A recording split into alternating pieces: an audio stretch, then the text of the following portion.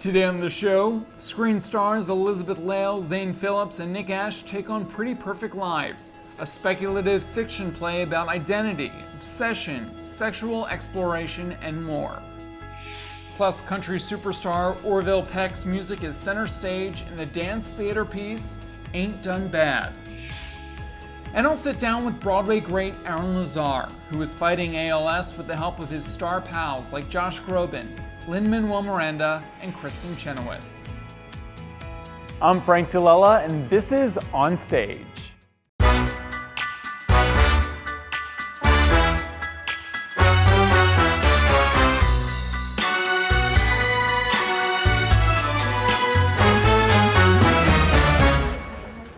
Welcome to the show. Screen actors Elizabeth Lail, Zane Phillips, and Nick Ashe are currently heating things up off-Broadway at the Flea Theater with the new show Pretty Perfect Lives by Gage Charlton. Lail is best known for her work on the series You and Once Upon a Time.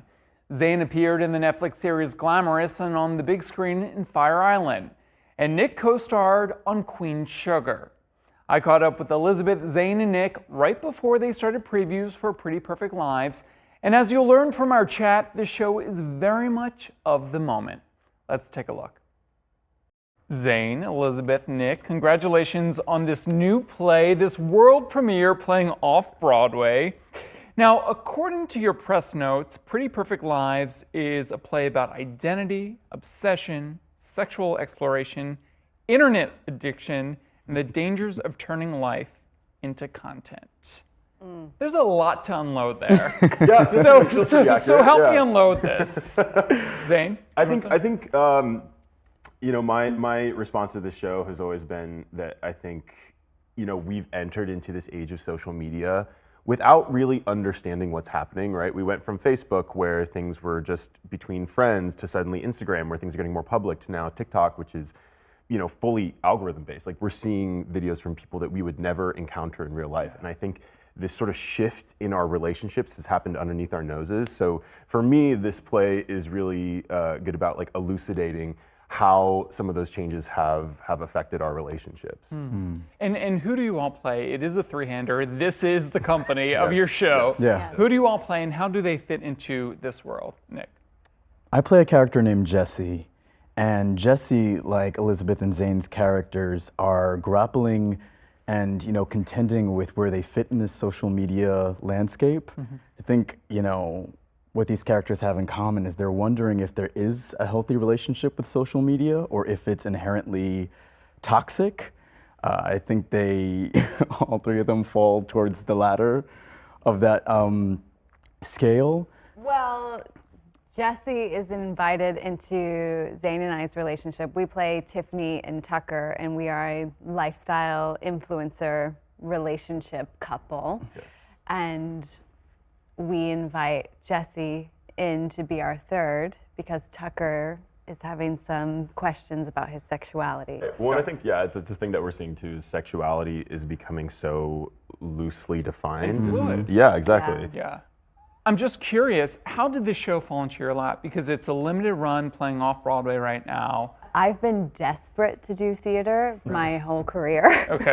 I went to drama school, and my love for acting all came from the theater. So it's just been a matter of finding the right project and then scheduling it within the work. And I auditioned for this play and I finished and I was like, oh my gosh, I would love to do this. And that feeling is, you know, we audition a lot and that feeling doesn't always come. Yeah. But I always liken it to you're trying on a pair of pants and you're like, oh, this really fits. And it truly is a testament to the writing. The writing in this play, it's just fully fleshed out. So it really makes our characters feel like living, breathing humans. I fell in love with the script as well. I remember when I finished reading it, I was like, I don't know what I just read, but I really need to be involved with it. You know, it's very seldom that you see a character that's so close to you, that you feel like you could do it justice, you know? So I was excited to going for it, and the room has just realized everything I sort of hoped this process would be. Like, you know, Gage is the writing genius behind it, but our director, Gabby, is also so good at finding those in-between moments without language, you know? So it's been a dream come true, and I think if people give this show a chance, that they're in for a real surprising, sexy treat. I think that's what I walked away with when I read it. I was like, this would be sexy to do 8 times a week. Yeah. I do want to read something that your producer said to Variety in regards to your playwright, which you keep chatting about. We fell in love with Gage's script because it was the first time that we felt a piece of theater explored the nuanced relationship between people and social media with both empathy and understanding of what we need as human beings. You know, social media can be vilified, and this show is not looking to vilify it, but again, examine our relationship with it.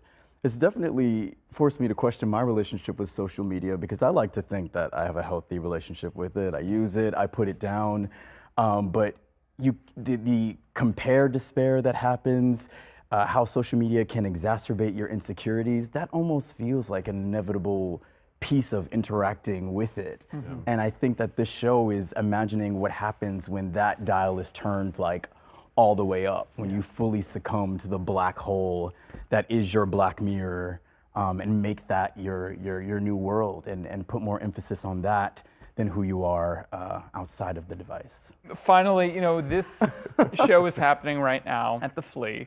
I mean, is this a project you see with more life? Absolutely. I think that, you know, this is the seed of something that could continue to evolve in theater, or as you aforementioned, a film version maybe, where all of these glitches and twitches and, you know, we kind of get sucked into the internet in the show. I think realizing that visually could be really special, cool, Black Mirror, weird, never before done. And talking about things that need to be talked about, right? Yeah. This time last year, the stars of Job were sitting here doing the show off Broadway, and now it is on Broadway. So putting the positive energy out there for all of you. Thank you guys for coming in. Congratulations. Yay, thank you. And you can catch Elizabeth, Zane, and Nick in Pretty Perfect Lives at the Flea Theater.